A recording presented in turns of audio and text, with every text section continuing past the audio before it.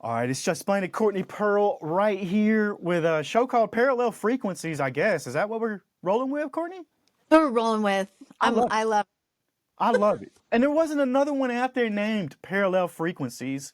If you guys out there haven't caught on yet, it looks like me and Courtney Pearl, Coco maybe, we might even go by Coco at some point. It looks like we've started a daily show, am I right? Pretty much? I'm Just here simple for as it. that. I'm here for it too, and I think a lot of people will be because we got a lot of good feedback on the Ghost Movie Project and the Witch Movie Project, and what put us over the edge here to do this was our Stranger Things recaps. I had a lot of fun.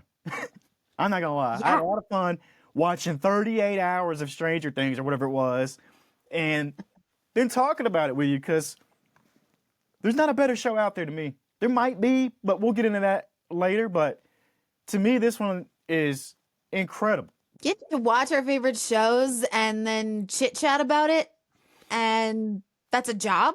Yeah, I'm here for it. Sign me up. Did you watch Stranger Things season 5, episode 1 yet? You saw it. I did. Did you I catch did. this? This is not a spoiler, and we're not gonna do Stranger Things season 5 yet. We'll break that down. Oh, it's coming. We'll do it closer to when it's about to end. Today we're gonna do Stranger Things season 1 overall, not the recap. If you haven't seen that, go watch it. But before we do that, I got to get to this number because in Stranger Things season 5, episode 1, cool moment background. There's a poster of Elle, Jane, and a phone number, right? The phone number, let me just say this. Netflix could have put a 555 number in there like any other movie. Doesn't go anywhere. They give us a real number. It's 765-303-2020. And if you call this thing, 7.4 magnitude earthquake. Now, I love this Easter egg. Seriously, because the amount of work that goes into that and the thought and all of that comes together to make a great experience for the viewer at home. Am I right? Like, that's cool to me. Yeah. And I think does it mention Indiana? I remember hearing that, thinking I grew up in Indianapolis. Like, that's where I'm from. So it made me think of like calling my friends back home or like getting in touch with my Indiana friends and folks. That's what it made me think of. I was like, aw. The 765 area code is an Indiana area code. Mm-hmm. So they even made sure they didn't use an LA number or something wherever Netflix is located, headquartered. They used an Indiana phone number to make this recording, and the recording sounds awful, like it would in the 80s. In the 80s, yeah. It does. And I love that. I think that attention to detail is what makes Stranger Things this global phenomenon that it is. Before we get to that, though, there's a couple other TV shows I'm watching right now. Pluribus. Have you seen this yet? I've seen the previews for it. I've seen it like popping up, Now, but no, I haven't watched it yet. I kept seeing it, and I was like, I'm not going to, maybe I'll get to it at some point. I don't know what I was thinking, because when Vince Gilligan's name is on there, the guy that made Breaking Bad, you should turn it on. Mm. You should put it on, because it's about to be something that's a whole other experience. It's going to be out of this world, out of your mind. You're going to have to think when you watch something this guy makes. Now, I got caught and I got hooked on Pluribus, and now I'm all caught up. I think there's 6 episodes deep.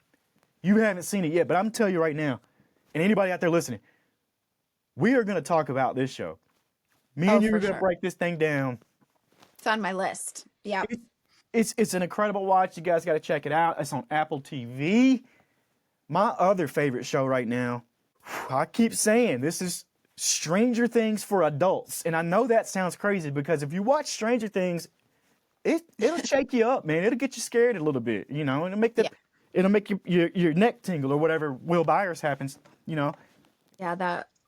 Stranger Things for adults is Welcome to Derry. Mm-hmm. Incredible. I'm gonna talk about. I gotta watch this thing with the lights on in the daylight. Like it's creeping up there to be one of the scariest things that you've ever seen, and it ties all of it's. I'm not giving spoilers, but it starts tying in other Stephen King stuff, and you're like, I jumped up out of my seat. You got to catch up on this. They're close to the finale. 2 episodes left. The penultimate episode this weekend, and then the finale next weekend. It's gonna be I can't wait. It keeps me up at night. Nightmares. All of those things on my list. I've been taking a little break since our ghost movie project, and as we've been going through Stranger Things for the recap and everything like that, I've been trying to bounce around to some more feel good, more pleasant things. I have to cleanse my palate between things I so that get I can that. be ready for horror again. Yeah, I get that. So yeah, I've been dabbling here and there with different things. But then we were also watching the Ed Gein story on Netflix monster series, and we watched the Jeffrey Dahmer one that they did, and I don't know what kind of morbid fascination we have with people that are actual monsters that existed, real life people who existed that did such horrible things. But Yeah. there's this like morbid fascination with what makes people do the things like that. So that's what's been on my list lately. It always intrigued me. I did a lot of papers in college on serial killers and this and that. And I think it was just it wasn't like I was giving them fame. It was more like I wanted to know what was going on inside their head. So it was that kind of Yeah. it's wild. It's really bizarre how they're wired differently than most. Yeah. Let's talk Yeah, about for sure. let's talk about Fascinating. happy stuff. Let's talk about happy stuff because we're in December now. The holidays are here. Christmas Vacation. Did you know that it came out Mhm. 38 years ago this week? Insane. I Yeah. thought it was honestly I thought it was longer. I don't know why. I feel like it's been around since the beginning of time. Even though we just saw Chevy Chase over at FanX this year, we didn't get close I to was it. gonna say, yeah, the crew was all there. Eddie, I am blanking on names. cousin Beverly Eddie. D'Angelo and Quaid. Yeah, we didn't get to talk to them, but we brushed by. We were like, We they're did. there. They're over there. They had quite a line, but yeah, that movie I can't believe came out 38 years ago this week because it does seem like longer to me, even though I'm not much older than that. I mean, I don't know. I don't have concept of time, right? It's a classic, though. It's one of those that we watch every Christmas. It kind of sets the mood for Christmas time. Makes me think maybe the holidays with my family isn't so stressful if it's not as bad as this. It's not as bad as what's going on with Clark Griswold in his life. But I, Oh, I associate Clark Griswold with my dad somehow because it was like that generation or something. And it's a classic. We I, watch it every year. I think every man out there has a little Clark Griswold in him. Like I do. I think it's in him. I think it's in all of us. We've got that in us to where, especially around the holidays, because a lot of it is us just kind of looking back and watching. It's a spectacle. Most of these holiday movies have that kind of stuff, that chaotic moment. Home Alone, like the beginning of Home Alone, I think that's a great scene just because of the chaos going on. You know, you're like, Yeah. how do they leave a kid at home? But you see what's going on? Yeah, it could happen. And they count him from behind. Looks They like make it we got, believable yeah, that yeah. that could happen. A lot of other stuff, maybe not so much. But you know what I was watching the other day is in Christmas Vacation and a lot of those holiday movies that are classics now because they've been around for so long. I'd never seen Miracle on 34th Street, the not the 1947, but Yeah, the newer one. And just like Christmas Vacation, you're watching it and you see people that you're like, oh my gosh, they're really famous now. yeah. And they're in stuff now that you know their face, you know their name. You see that we do this game where like the first person to spot Donald Trump in Home Alone 2 like gets a prize or something in our family. I Just for love fun. that. I Interesting, love right? that. People have been shouting out things that some of the celebrities we've talked to have been in. We put a John Ratzenberger interview out the other day, and somebody commented. They said, "I just saw him in Superman 2." And I was like, "See, this guy is in everything. It's wild." Didn't know he was in that. That's I didn't amazing. either. I agree that. I had no clue that John Ratzenberger, Cliff Clavin was in Superman 2. I wonder if he was at a bar. I'd have to check that out and see what the scene was. Yeah, yeah, Huh? definitely check that Maybe out. not. You know what? It's time to get to Stranger Things season 1. Our overview. We did the recap. That was fun. But this is Yeah, where we're just going to yeah. kind of dig a little deeper into this, like I said earlier, global phenomenon. Overnight. It was an overnight success. Season 1 dropped in 2016, and I remember that weekend. I remember I was working for Big Boy's Neighborhood. in LA, and I remember all of us start texting each other about this Stranger Things show. Oh And yeah, I we remember knew, that too. and that's what we talked about, and it was crazy, and it was this out of nowhere show that had a fictional town, Hawkins, Indiana. It's actually filmed in Jackson, Georgia. Have you ever been to Jackson, Georgia? You know what?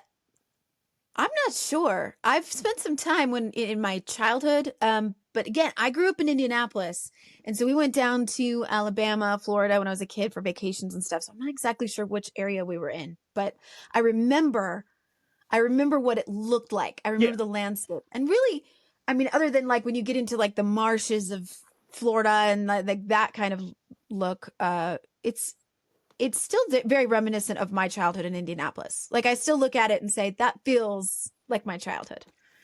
I'll just say it.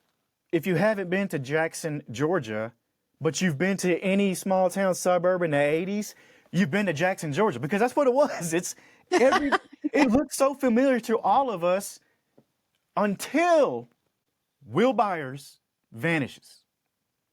And then things get a little wild. 11 showed up. She's been ripped out of a sci-fi novel. The whole thing starts coming down to where it's Steven Spielberg and Stephen King colliding with a John Carpenter synth-filled soundtrack, really. And what 80s kid, like seriously, what 80s kid was not going to get caught up with all this nostalgia and this feeling, Yeah, a couple of things stood out to me. When I first saw it, I remember 2016. I remember we were just moved back to Utah, and we were in like a tiny little 2-bedroom apartment while we were trying to sell one house and buy another house. So we were just kind of like crammed in. Mm-hmm.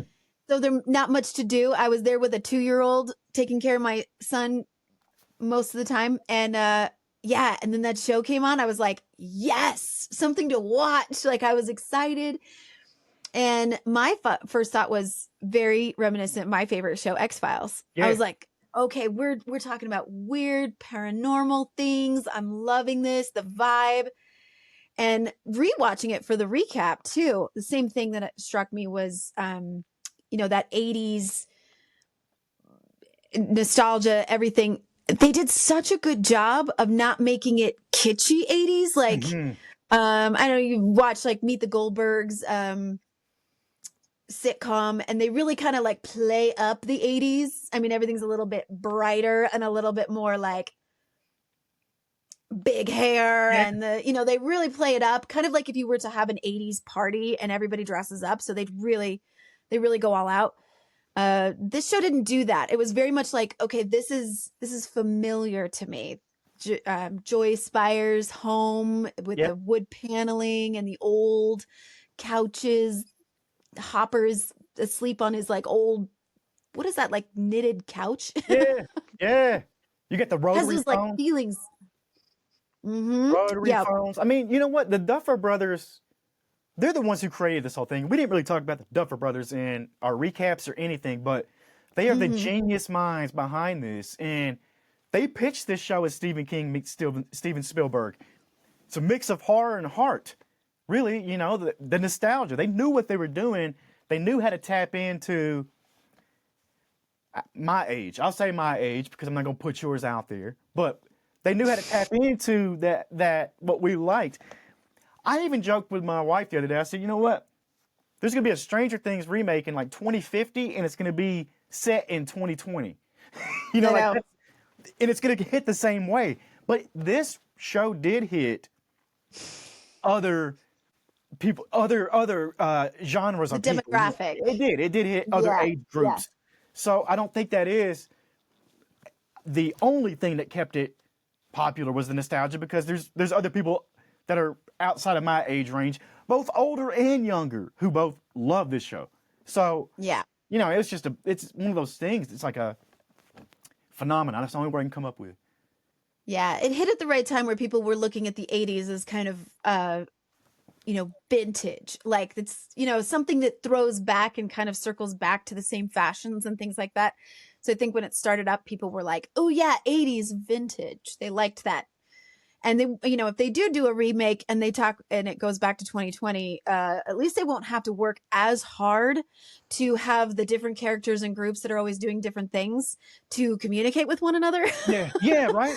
They had to work real hard. And I put a note about that in that the walkie-talkies, even just like straight out the gate, episode 1, season 1, when the teacher, Dr. Clark, he has like the ham radio and he's like, this will reach all the way to Australia. You know, he's like setting it up that these radios, these walkie-talkies that the kids are using are going to be a pivotal and necessary tool throughout the entire series for them to be able to communicate with each other all the time. I think in the 2050 remake, I think the kids are just going to have like iPads and they're going to be in their own room and they're just going to be playing Roblox instead of D&D. Yeah. It's not going to be Dungeons and Dragons. It's going to be a bunch of kids with a screen in front of them. But the Dungeons and Dragons thing and the 80s and the nerd, that was the easiest way to establish what this show was kind of about from the very beginning scene. That they're playing a D&D game. And it's like, if you look at that scene now, you're like, everything in this show is right here. I thought the same thing. I did. I was like, we cannot not talk about, especially because as I started to think about it, and I did watch it all for the recap, and I might be missing something out there. So if you're like huge Stranger Things fan and you know the answer to this question, please write it in because I may have missed something. Do the scientists have a name for the creatures? Do they call them anything? Because we only know the creatures from the Upside Down. We only know the Upside Down. Yeah. We only call it that. And we only use the name Demogorgon. All of that comes from D&D. All that comes from the kids. And that's how we, the audience, knows everything. We call it those things. So I was thinking about it, and I could not remember a single time that I remember the scientists ever saying a different name. I don't either. Especially not in season 1, for sure. Yeah, no. I don't think it happens in season 1 at all. But I can, let me see. I can remember. Or the mind flip, too. That comes from D&D. Yep. Oh, you know what? There is one difference I could think of in season 1, and that is the Upside Down, because Dustin calls it the Shadow of Veils from the book. And then they... Oh. So there is a little bit of difference there, but I don't know, Upside Down may be in D&D too, but that was just a nickname. Well, that's when they flip the board over and they're in the Upside Down, right? Yep, he's going through the guide and he finds the Shadow of Veils, and it's the same thing as the Upside Down. They flip the board over. Okay. Yeah. Yeah. Fun fact for you, that scene, the D&D opening scene, that's the very first scene that they all filmed. The Duffer Brothers were nervous about the kids' chemistry. I'm going to say they nailed it. Like right out of the gate, they nailed that. Yeah. But yeah, that's crazy to me that was the very first scene that they did. It's like bonding. Their little bonding scene. I love that. And that Mike mentions to his mom, they were playing for 10 hours. Yeah. Just brings you back to when like pre-video games and these like worlds that were created in video games. This is what the kids were doing. Like maybe the nerdy kids. Yeah. I'll grant you that.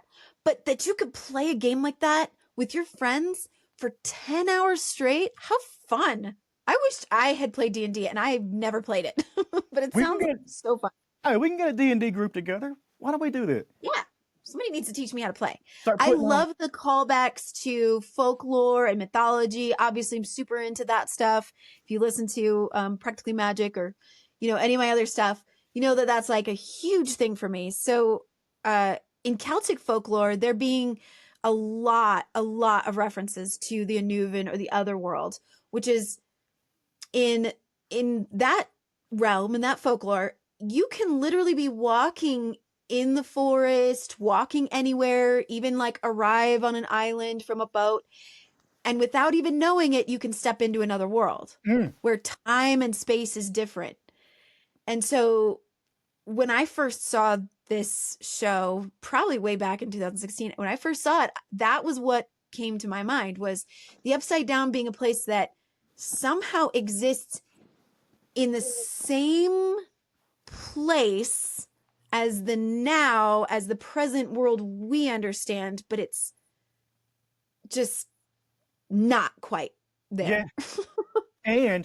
And no spoilers, but they do dive into that thought later on in later seasons.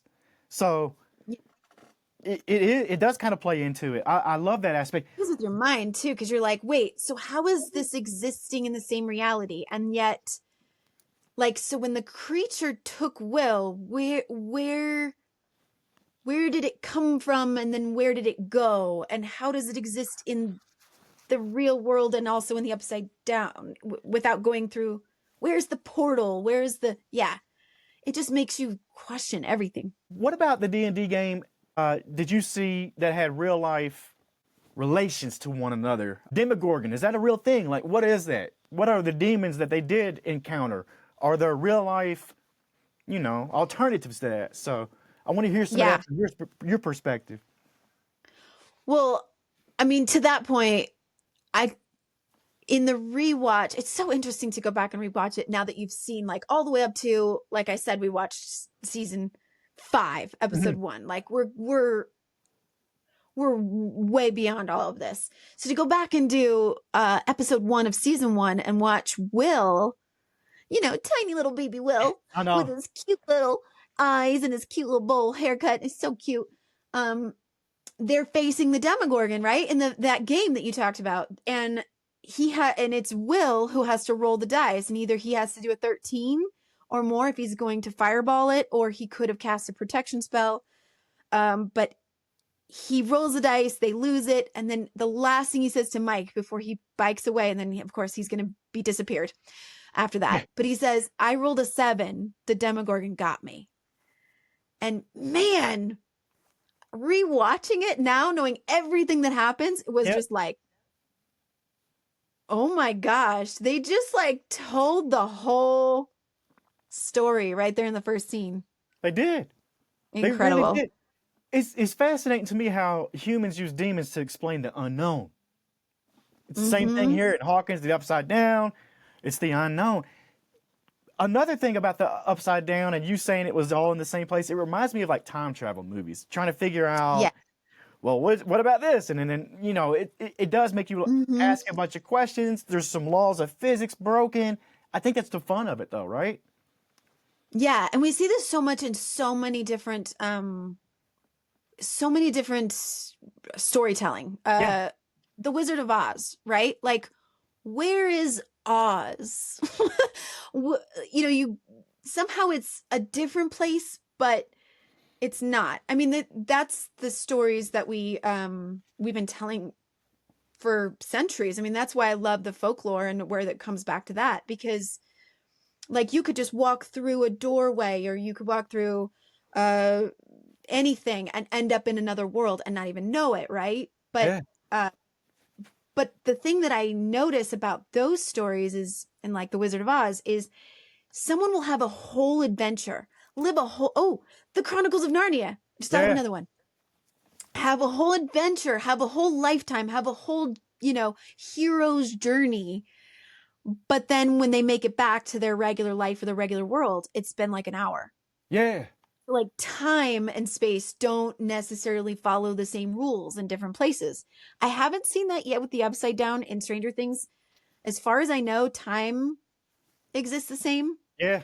We haven't seen a whole lot of play there.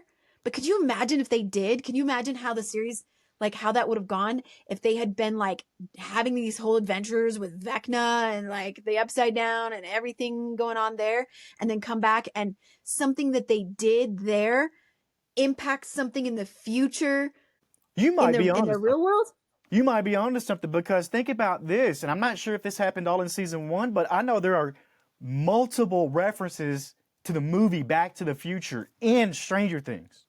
Yes. So you might be onto something. We're gonna have to save this out and see what happens, but I think you could really be onto something with that thought. Like, that's interesting. Yeah, and I've been reading fan theories and stuff, which are awesome and great. And you can take them all with a grain of salt, because it's fun to listen to hear what they have to say. But then you're like, I have to forget that too, so that I can focus on what's really happening. But I've seen some really amazing fan theories where it's like, what if Will never left the Upside Down? He's still there. What if this is all entirely a D&D game that the kids are playing? Oh my gosh. Like, all in their heads, all an adventure that they made up. Oh my gosh. You mean pulling the old It was all inside of a snow globe. From the Right. old, yeah. What was that I show? hope not. It's What been show was referenced that? all the time. Yeah, what was that from? I don't remember. It was all Saint in the snow. Elsewhere. Saint Elsewhere was this great show. Went on for a couple seasons, and then you find out that the whole thing happened inside of this snow globe that this little girl had. And you're like, wait, what? Well, Yeah, that's a people are spoiler still alert. talking about the show Lost, and people are still talking about, like, were they all dead? What was that island? There's that show had a lot of like time travel and otherworldly, and where are those people exactly? And some people aged and some people didn't, and why? And I don't even know. I watched Lost and I still don't know. I'm still We lost. we should add that to our list. We should do Lost because I've Yeah. seen Lost at least 5 times, and I've seen it 2 times chronologically. Somebody out there years ago put Lost chronological order, scene by scene. I've watched it that way too. I am all Wow. about some Lost. I've talked to Maggie, I've talked to a couple of these people from the show. We'll talk about Lost. Let's get Throw back to that forward.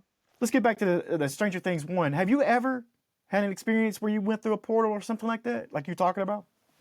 I am obsessed with portals. I'm obsessed.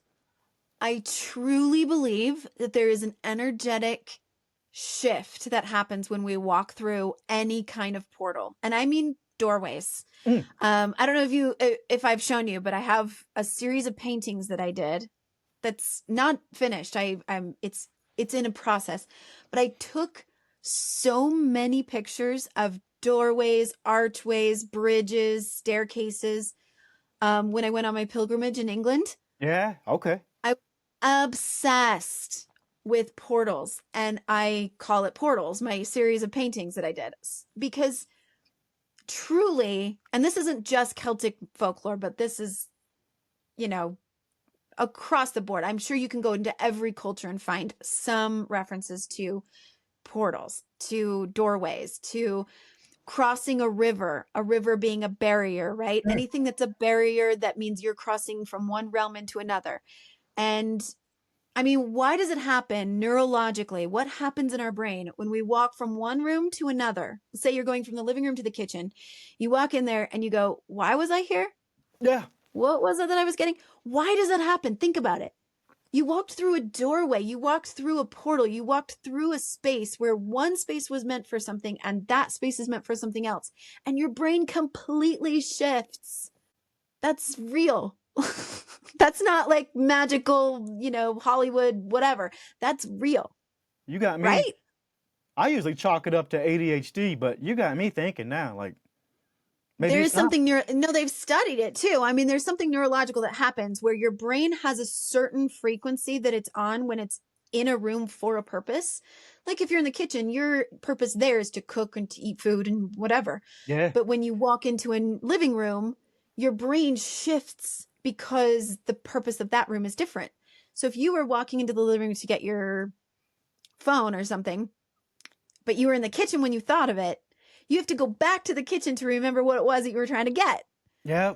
And I think that's incredible. I think that's just one example of how shifts and things can happen. And yeah, there's a ton of different ways you can look at that. But definitely, I'm obsessed with portals. That's fun to think about. That's really fun to Yeah. think about. What was Oh your yeah, favorite? and if you Okay. look, if you notice, there are kind of these little hints to portals, and I don't know if that's conscious or if that's something that the words are not coming. Yeah. The Duffer Brothers, I don't know if they were like conscious about doing that, but you'll notice that they put some emphasis on doorways and things like that in Stranger Things. There was one scene where they were looking for Will in episode 1, and you're seeing it from inside Byers' castle. Yeah. Where it's inside the castle and you're looking out through the doorway at Jonathan and Joyce, who are calling for Will, right? I just noticed that, and I was kind of making notes of like all the different times in the show. If you notice, portals, doorways, windows, mirrors, things are emphasized. I love that. Great point. I'm gonna have to start looking for that. Who's your favorite character or favorite episode from season 1? Oh, So glad you asked. Yeah, I would say Dustin has to be my favorite. Dustin. I love that they wrote in his condition Yes. into the script and into his character. And I don't know, he's kind of the comedy relief, super lovable, and I don't know, he's just my favorite. Yeah. Yeah, he really does. What is that that he has? It's something with his teeth, and it's got a crazy Oh, name. Uh, something dis dysplasia. I'm gonna look it up because yeah, I but don't want to say. Gaten Matarazzo. That's his name. It's Yes, cleidocranial dysplasia. That's what it was. It was written yes. into the show. It was written into the show by the Duffer Brothers to raise awareness. I don't think I'd ever heard of it. I don't think I'd ever heard of it before. You know, we probably know people that have had it. I mean, I don't know how rare it is, but like we probably come across people and not even realized and wouldn't have realized. And so great for the show to put that out there so that when people do come across people with it, they're super aware. They're just like, Yeah, oh yeah, it's like Dustin on Stranger Things. like Dustin, Nope. exactly. And they made him a cool character, a cool kid, all that kind of stuff. He grows up real fast. He starts dropping the F bombs later on seasons, but this one they're all And I still the love him for kids. that too. Yeah, yeah, but I think Can't help it. I think he is a really strong character, and all the kids in this Millie Bobby Brown as Mm, 11. Apparently, she nailed the audition in front of the Duffer Brothers, and they were like, "Yep, that's our pick." Uh, she's still crushing it out there today doing stuff, and I know. I think she really only got better as it all went on. Oh yeah. Yeah, for sure. I mean, it's just the best to go back and rewatch again season 1 after all the seasons that have come out. Go back season 1 and you see her as that little tiny girl and she's just in the zone, the stare that she gives Yeah, when she first arrives at Benny's diner and he's talking to her and she's just like silent and staring at her with those big brown eyes. Just, kills me. Finn Kills Wolfhard. me. Finn Wolfhard as Mike comes out of the gate, crushes it too. Mhm. He's they're believable. That's the crazy thing. These are kids at the time of filming this, and every one of them in there is totally believable to me. Finn. You had Gayton, Caleb McLaughlin. He plays Lucas. Uh, Yeah. they Their all chemistry crushed it. together. Yeah, when they're sitting on the couch and Hopper's interviewing them, like trying to find Will, and the three boys are just like fighting and Hopper can't get a word in and every time he asks a question they start like picking at each other and fighting with each other and it's arguing. I watched that scene as a mom of three boys and I was like, this is so familiar to Yeah, me. It's almost triggering. that's funny. And Hopper, played by David Harbour, he's another incredible actor and fills this role perfectly. They couldn't cast a better person than him. He was going through some hard times before he got cast as Hopper. Mm, That's, down low, just desperate, just going through some mental stuff. And him cast as Hopper gave him an arc in life. Like it really yeah. did. I have seen, multiple interviews and stuff about that. And I think that's also incredible that a fictional story by the Duffer Brothers gave this man basically a reason to live in some ways. Yeah. I think that's really telling to the storytelling again, and to the writing, the acting, all of it. But he's incredible too. Who else are we leaving out for the actors for this? Yeah. Well, who stands out for you like top Oh, of the cream of the crop? cream of the crop for me, and it comes from a specific episode in season 1, and that's episode 3, Holly Jolly. This is the one that makes cultural moments galore. Yeah. It's the Christmas lights. Yep. Joyce Byers' Winona Ryder, to me, is Yeah. the standout. She's in full panic mode. Everybody thinks she's losing her mind, but No, she's a little basically, bit crazy. but honestly, she's just got a mother's intuition to know that her son is still alive. Oh my gosh, But what's she yes. do The in this mother's episode? She strings up the Christmas lights all over the house, paints letters on the wall. Will spells out run from the upside down. This is all nightmare fuel right here to me. All of this happening on set and behind the scenes, Winona so committed to Joyce's character that she wrote pages of backstory for her. She wanted Joyce to feel Mhm. real. She wanted it to be Yeah. a single mom who's been through hell and refuses to give up. Yep. Her Yep. desperation's real. Like, that's crazy to me.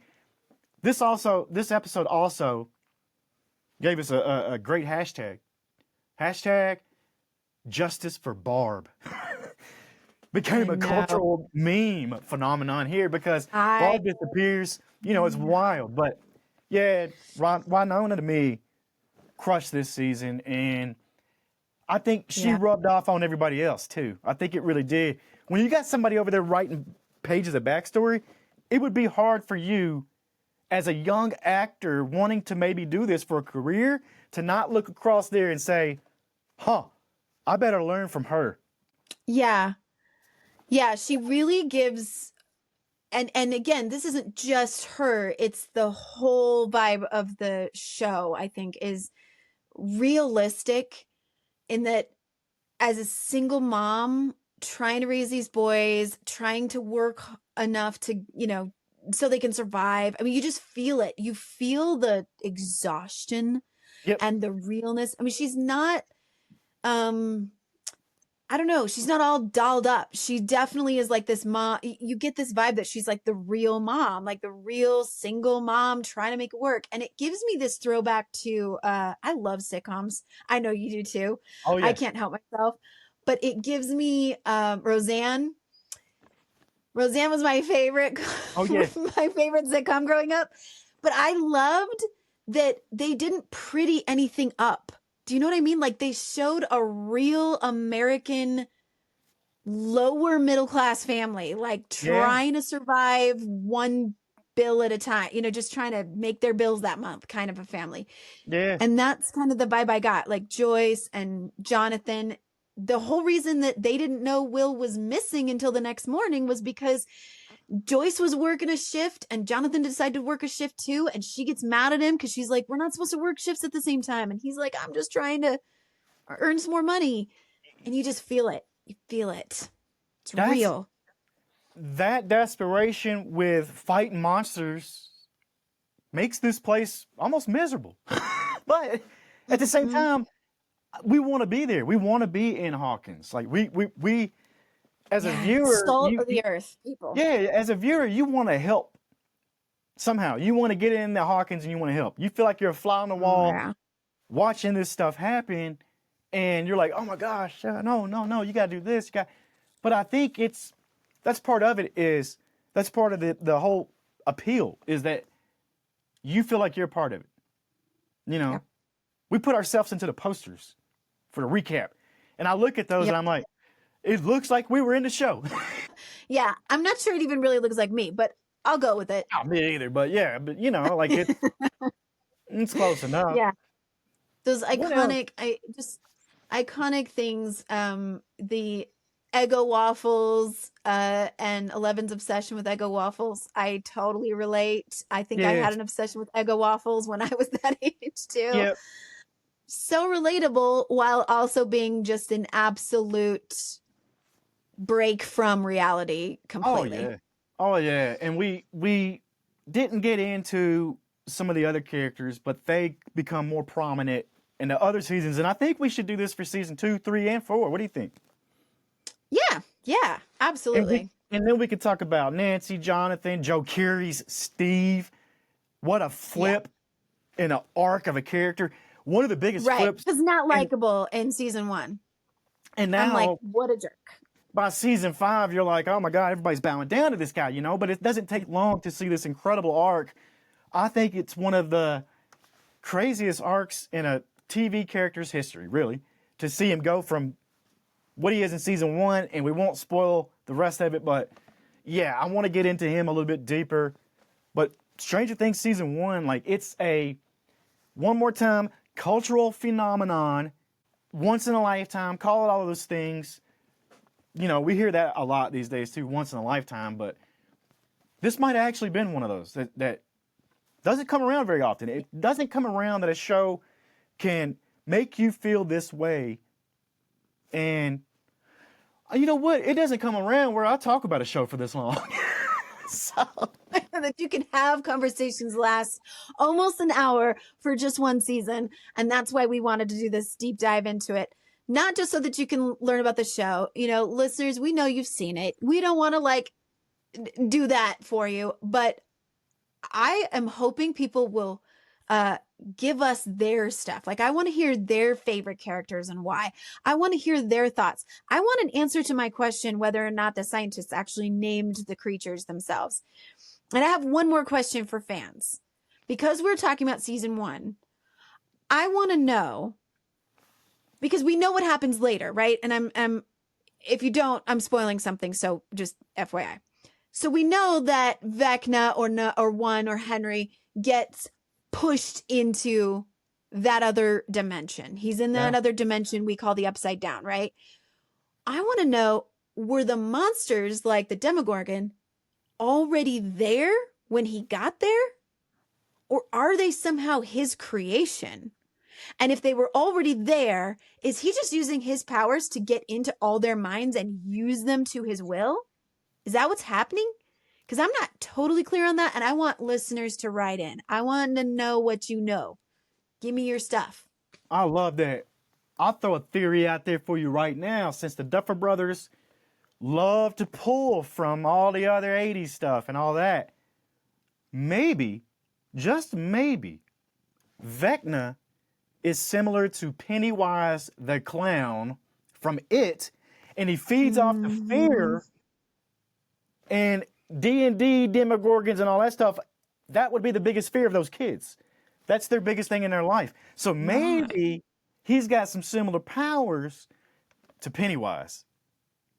They like that Stephen King. They like the Stephen King stuff, and that's Pennywise's, that's his whole gimmick, you know. He feeds off the fear. So there's a crazy theory for you. I don't know, it's probably already out there. I can see that making sense, because I've been asking myself why he can make himself look like he looks in the later seasons. So we'll get to that. We'll throw that forward to our next episode. Let's wrap this one up. Hit us up with those answers to the questions. Parallel frequencies, that looks like what we're rolling with. We'll probably have an Instagram channel, something out there soon. You'll see all this on our own channels. Just be on the lookout and hit that subscribe button for us. We'd appreciate it. That was fun.